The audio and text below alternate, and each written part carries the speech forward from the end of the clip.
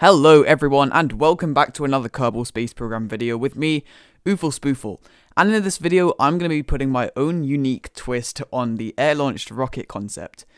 And you can see it right here actually. We have another plane stacked on top of one larger plane like this. And you can probably already guess, if you haven't read the title, we are going to be launching an air launcher from an air launcher. So yeah, we're just climbing up to a high altitude here, and then we can deploy the smaller plane and get it onto a suborbital trajectory. Now, there are in fact real-life examples of air-launched systems, such as I think it's called the Launcher 2 from Virgin Orbit, which is currently in development. So, this isn't something that's exclusive to Kerbal Space Program. But, think of a rocket, and someone's probably air-launched it in Kerbal Space Program, so...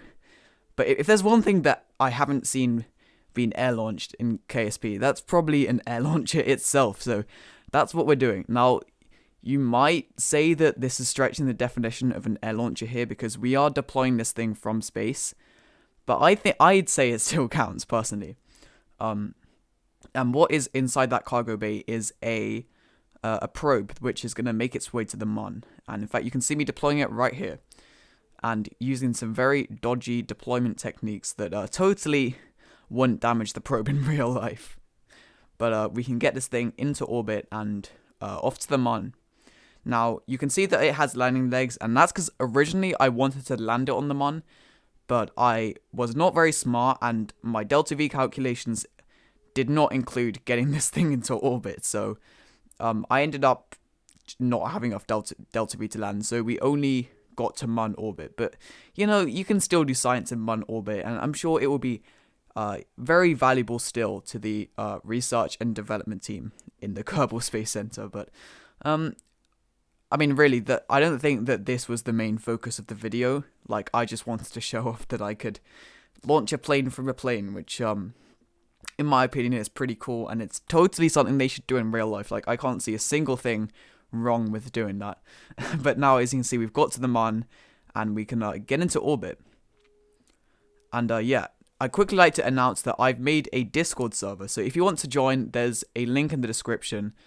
You don't feel that you have to join, but if you want somewhere to talk with like other people from the KSP community, then for sure consider joining the server. Again, it's in the description. But as you can see, we're now re-entering the second plane. And this thing has no fuel, so we're not going to be able to get it back to the KSC runway, or any runway for that matter, so we're just going to have to land it on this shore over here. But it does glide very well, and, I tried to make sure that both planes, I should say, were, had good aerodynamics and everything. But, yeah, I know this plane kind of does look like a penguin. I wish I could say that was intentional, but I kind of like the way it looks, really. And talking of things that I like the way they look at that sunset with the new scatter mod, because, yeah, recently there was a big update to the scatter mod, and it just makes everything look like 10 times better, and, I don't care what you say, that's a good sunset right there. But anyway, coming into land, and yeah, this thing lands very easily, as you can see. But now we've landed this, we can go ahead and show the landing of the first plane. So, of course, this thing does have those 2 Goliath jet engines, so we can easily make our way back to the KSC runway and land there. Could have landed at the island runway if I wanted, but it's actually a bit more difficult to land on the island runway because it's a lot smaller, as you can probably tell. And with the KSC runway, well, at least if you're coming in from this angle, there's also flat space next to it, so you have a lot more margin for error. And also, like, it's kind of like an extension of the runway if you think about it. But I feel like I'm probably overthinking this a little bit.